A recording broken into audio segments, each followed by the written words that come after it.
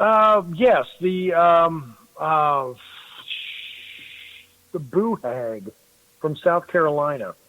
Uh, when when Lincoln signed the Emancipation Proclamation and slavery was abolished, what we had in the South were groups of people who had lived in various parts of Africa who were brought here, and then they lived together, and they a lot of people moved to the coast and to some islands off the South Carolina coast, and formed all an amalgamation of the different cultures that they had come from, and throwing Christianity in there to boot. And one of the monsters that came with this amalgamation was something called the boo hag, and it was kind of a vampire, and it would be able to enter your house through a crack, a small crack, kind of like a mouse. A mouse would come through about any any small size, and the same with this boo hag, and it would crawl on a person's chest and suck the life out of them. And it sounds like old hag syndrome, so there's part of that going on too. But it wouldn't suck all the life out of them at once. It would keep if it liked the taste of somebody, it would come back night after night after night until the person was dead, until it was completely drained of its essence. One thing I left out: the boo hag doesn't have any skin. It appears as an old hag of a woman without any skin, so it's red and dripping with blood. Ew. And after it kills its prey, it rips its skin off and wears it, and can walk about town for a while until the skin gets too rotten. Ooh, wow. Yeah, one of the sayings are, instead of good night, sleep tight, don't let the bed bugs bite. In South Carolina, in some places, they say, don't let good night, don't let the boo hag ride you. Yeah. So, writing this book and getting all these reports, that you had to research. I mean, how many of them do you feel that were actually real? Well, I mean, Bigfoot. Yeah, we'll go with Bigfoot. I'm going to also throw in the white fang. That's Thang from Alabama. It is described as white. It's covered in white fur. It's kind of like a cat, but it has shorter legs, and it walks close to the ground. It has a really long, fluffy tail. Not quite squirrel-like, but still pretty fuzzy. And it can climb trees, and it has a horrible howl. The reason I think that thing might be real is because a couple of individuals in the town where I live have talked to me. I mean, these two people didn't even know each other. These two people have talked to me about getting up in the morning and going for walks and seeing, and that what they described was the white fang. Where I'm not anywhere near Alabama, but this sounds exactly like that cryptid, and there's no reason for either of these people to lie to me. Heck, I worked with one of them, and I saw this guy every day. I mean, he wouldn't have lied to me for anything. Thinking, as crazy as it sounds, there have been a lot of really substantial dogman encounters. So that one I'm starting to lean toward there might be something to it. Now, can you explain to the listeners what a dogman looks like and what their traits are and what they do? General appearance of a dogman is a lot like the modern day depiction of werewolves in movies. Let's go back to the 1980s, the movie The Howling. If anybody's seen that, dogmen are often reported to look like that. Less like a Lon Chaney Jr. werewolf, which is more human. These look like an enormous dog, or an enormous wolf or coyote that can walk on two legs. They're usually around 6 or 7 feet tall when they're up on two legs. They will have human hands, and sometime. I really haven't had a good foot description because it's probably the last thing any witness wants to look at. I'd be more concerned with the mouth. Yeah, where it'll bite you. Yeah, exactly. That's what. I mean, they just look a lot like a werewolf. And has there been any reports of them attacking humans? I have not had, personally, I haven't talked with anyone that has had a dogman attack. I've talked with people who have encountered dogmen in Tucson, Arizona on a golf course at night, in central Missouri, and on the outskirts of the Chicago suburbs. And 2 of those encounters, people were in vehicles, so the dog didn't attack them, but the one in Tucson, the thing approached a group of teenagers, and the teenagers ran, and the thing didn't pursue them, so it wasn't in the attacking mode. Not saying that I would want to run into one in the dark, but don't have any attacks reported to me at this point. Any other creatures out there that has been noted for attacking humans or pets or anything like that? Well, with pets, the Wampus cat, which is all over the South.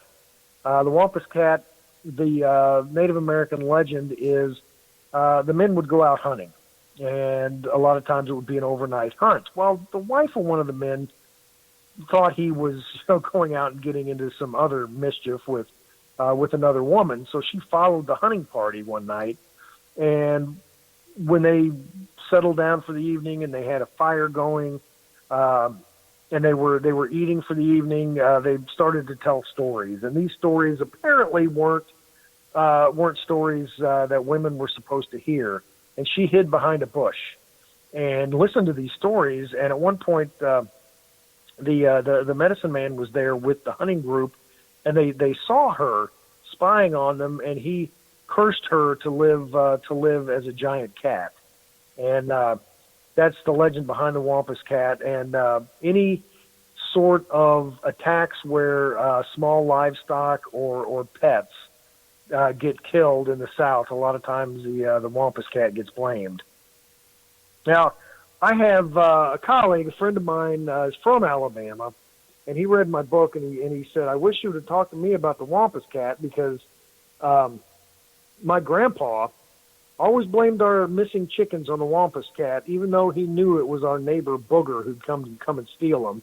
But he didn't complain because the Booger gave him moonshine."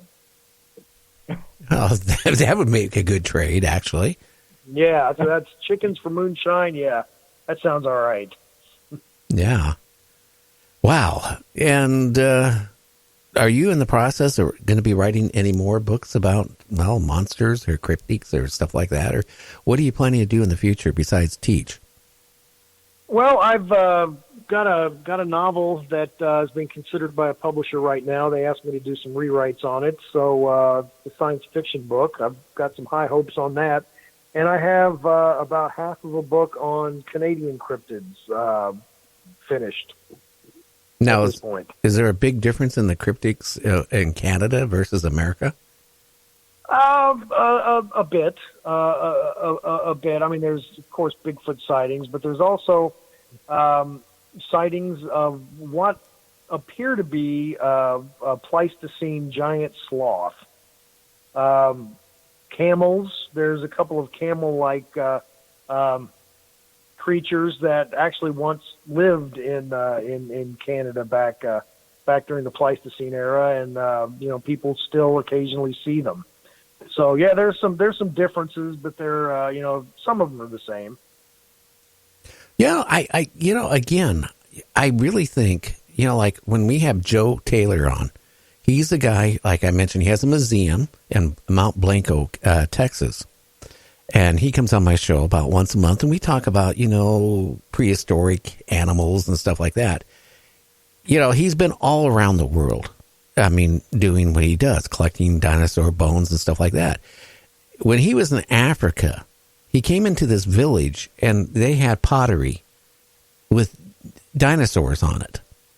And so he started talking to him about it. And some of this pottery was, hundreds, or actually even older than that, years old. And some of it was current. They would sell to whoever they could sell, to. But they told him a story about one of their hunters went out, to go get a wild, pig. And he was out there. He saw a pig. He got ready to, throw a spear to kill the pig. And a miniature raptor, about 10, 12 feet tall, grabbed the pig, had it in his arms, and he threw the spear and took off running. Well, the story of this is, and they swore up and down it's real, that the next day they went out there because they didn't believe what the hunter said, to go look in that area. And they said they noticed a foul smell really bad. And then they saw the miniature raptor with a pig in its mouth, where it grabbed the pig and, and here the guy threw a spear and it was the kill shot and it killed it.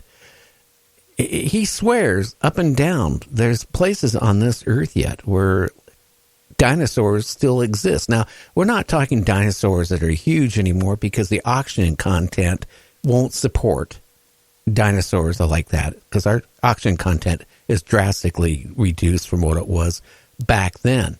But he said that there are small, dinosaurs around, and he was talking about, and James, you were there a couple of times on the show, that very reliable people have seen dinosaurs.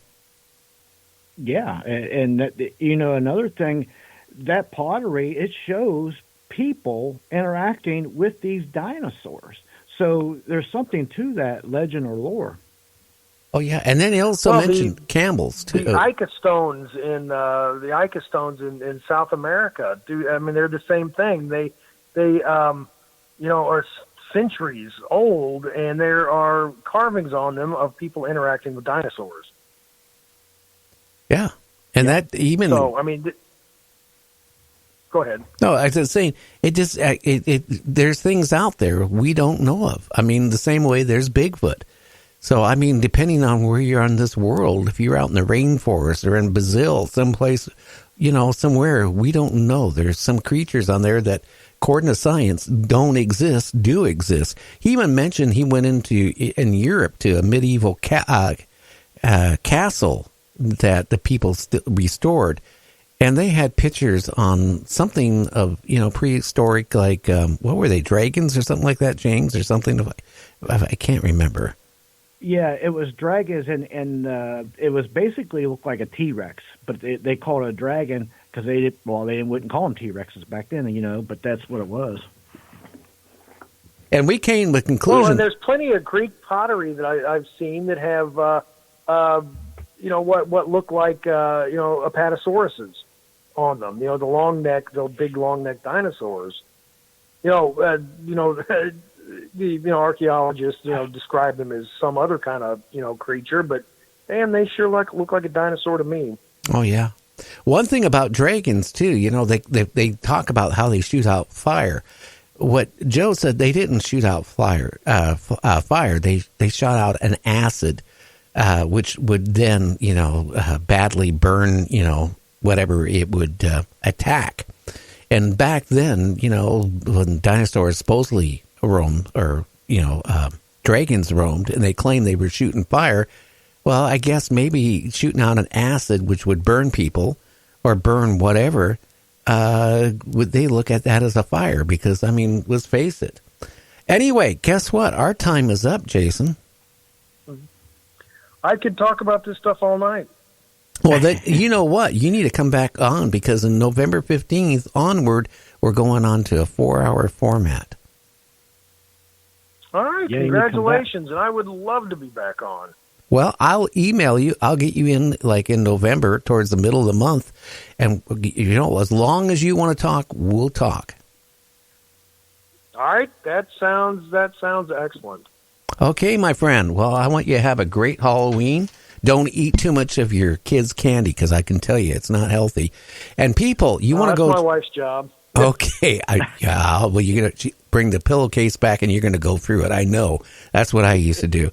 But anyway, people, you want to check out Jason Offutt's book, Chasing American Monsters. It's a good read. It isn't a weekend